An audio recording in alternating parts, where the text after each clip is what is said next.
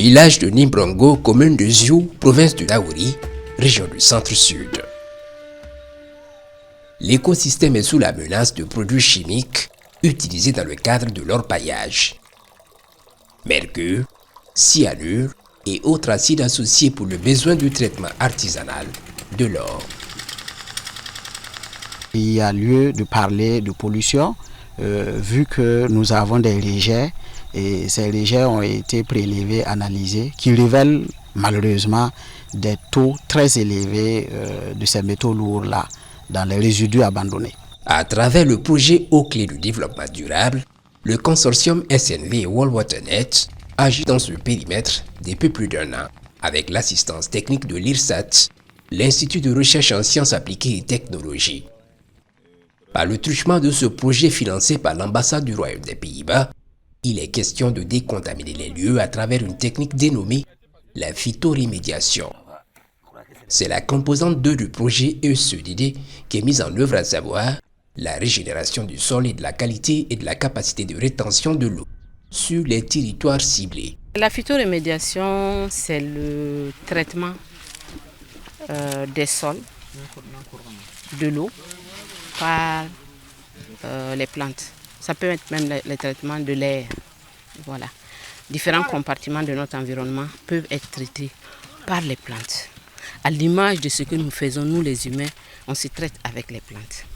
Donc les plantes ont la capacité de prélever les polluants, soit de permettre leur volatilisation, soit de permettre leur stabilisation dans certaines parties de la plante, soit de permettre leur dégradation.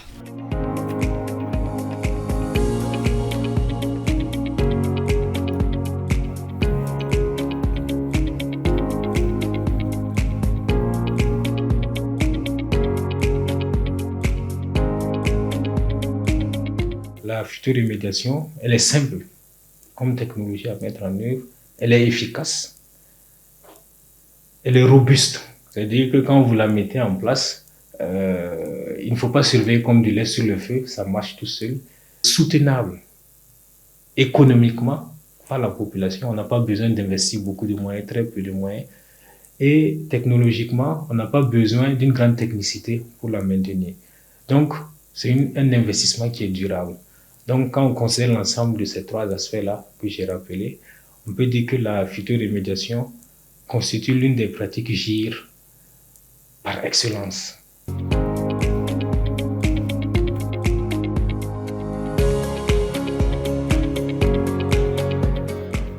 Comme allié dans la mise en œuvre de cette solution de décontamination du sol, cette plante originaire du sud de l'Inde, le Chrysopogon zizanioides, couramment appelé le vétiver.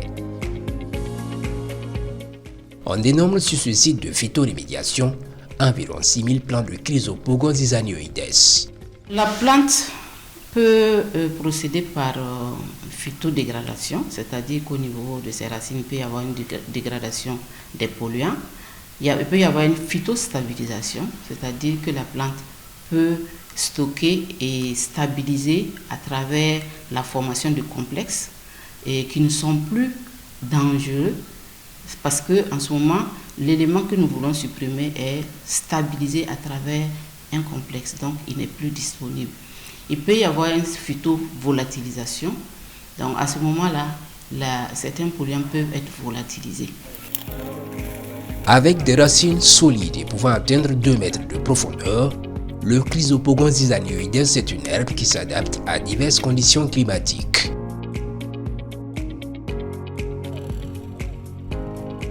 Résiliente face au sol aride, résiliente face au feu de brousse car dès que les conditions sont bonnes, elle repousse rapidement à partir des racines qui sont encore vivantes.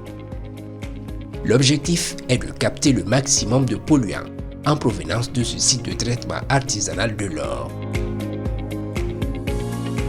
Le site de phytorémédiation est donc disposé en amont de cette rizière de sorte que les toxines en provenance du site d'orpaillage soient stoppées progressivement. À cet effet, 5 rangées de vétivers de 600 mètres chacune ont été dressées. Chaque rangée est donc un niveau de traitement des polluants. Vous voyez, le dispositif est situé entre le dépôt des sédiments pollués et une rizière qui se trouve à l'aval. Donc c'est un dispositif qui permet de capter le maximum des polluants issus de ce dépôt de sédiments-là, cyanurés. Donc tous les métaux lourds et aussi les acides associés qui vont migrer à travers le ruissellement sera forcément capté par le dispositif que nous avons mis ici. Et le maximum de ces sédiments seront retenus, seront dégradés avant que ça n'atteigne la rizière que les femmes exploitent en aval du dispositif. Plus on a de rangées, plus l'action de décontamination est optimisée. Ces plantes peuvent dépolluer pendant des dizaines d'années. Après une bonne période d'expérimentation, les résultats sont prometteurs sur ce terrain.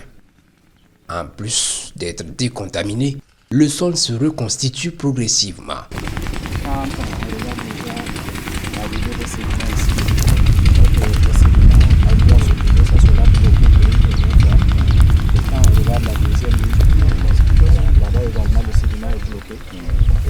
La troisième ligne, ça bloque encore davantage.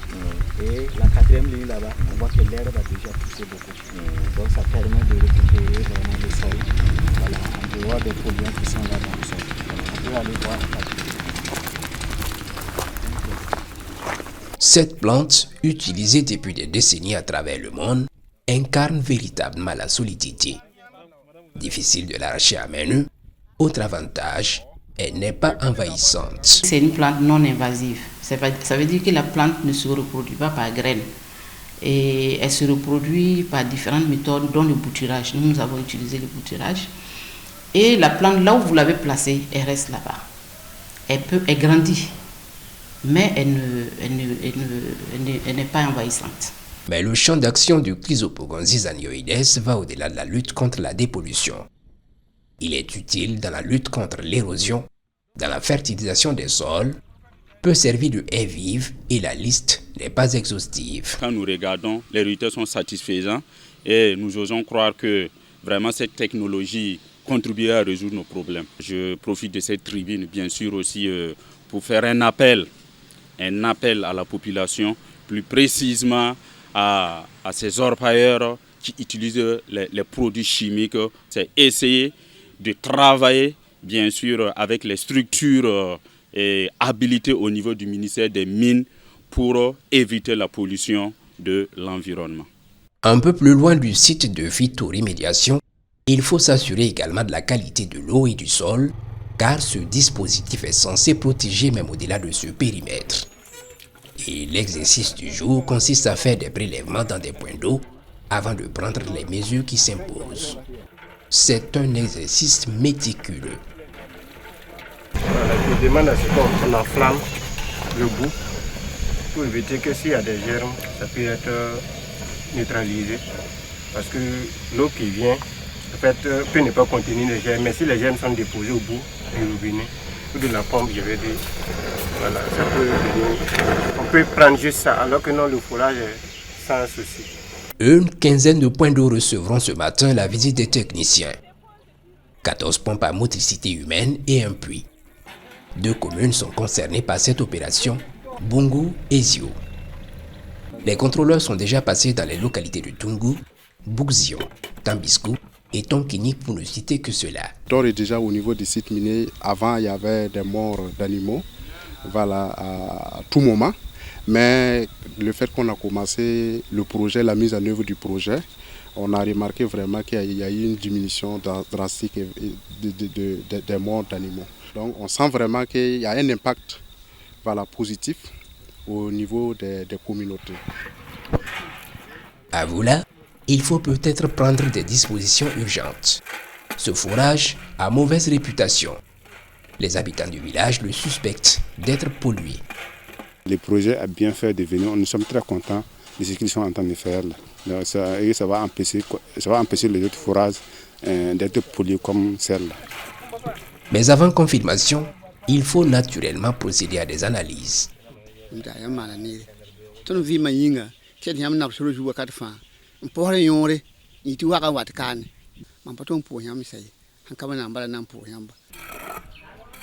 Ces travaux s'accompagnent d'une sensibilisation des orpailleurs contre l'utilisation des produits chimiques. On sait qu'actuellement, les gens sont à la recherche de l'or. Il ne faudrait pas avoir l'or et après avoir des problèmes. C'est dans ce sens qu'on continue toujours de sensibiliser, de traiter l'or sans les produits chimiques. Il y a des méthodes actuellement, non, on essaie de les sensibiliser, d'utiliser ces méthodes, au lieu d'utiliser les produits chimiques. Si on ne les utilisait pas, on ne saurait pas être là pour faire des prélèvements d'échantillons, pour faire des analyses. On en a trouvé le cyanure ici, et nous on ne savait pas que ça détruit aussi beaucoup. Et on savait que le cyanure c'est un truc qui est déjà interdit au Burkina Faso. Mais comme nous on ne savait pas, il faut aller où pour travailler aussi à manger, il n'y en a pas. C'est pour ça que nous aussi on était là, on se débrouille un peu. Sans craindre même, on est prêt pour les aider à travailler ensemble. Et tout ce qu'il y a, ce qu'on ne comprend pas, pour qu'on nous montre un peu, pour qu'on puisse aussi travailler. Parce que c'est bon pour nous et c'est pour notre bien même. Et pour nos enfants qui vont venir après. Je sais que c'est la première fois qu'ils ont testé ça au Burkina. Et c'est le site de Nimbourou, à Ziou. Et peut-être on aimerait que ça sera partout dans le Burkina. Peut-être vers le Sahel et vers de ce côté pour que ça soit bon, pour que ça ne détruise pas l'environnement. Au moins un mois, c'est le temps qu'il faut pour obtenir les premiers résultats de ces échantillons. Même délai pour ces prélèvements au niveau du site de phytoremédiation. Lui aussi doit être analysé régulièrement afin de s'assurer qu'il joue efficacement son rôle de rempart contre la pollution. Ici, il s'agit de prélever le sol pour aller apprécier la qualité du sol à l'état actuel. Nous sommes sur la troisième rangée de vétiver et la première rangée est par là qui freine déjà l'arrivée des polluants. La deuxième rangée également va éliminer les polluants. La troisième rangée maintenant va essayer de prendre le reste des polluants avant que ça ne puisse continuer dans la rizière. Et donc ces éléments-là, ce sont des sols qu'on prélève en fonction du profil, n'est-ce pas, du sol pour arriver au laboratoire et suivre progressivement l'état de dégradation des polluants contenus dans le sol. À partir de prélèvements, cette plante peut servir à décontaminer d'autres sites et ici l'on nourrit l'idée d'une mise à l'échelle de cette solution basée sur la nature. Touchez donc les plus de 800 sites de traitement artisanal de l'or du Burkina.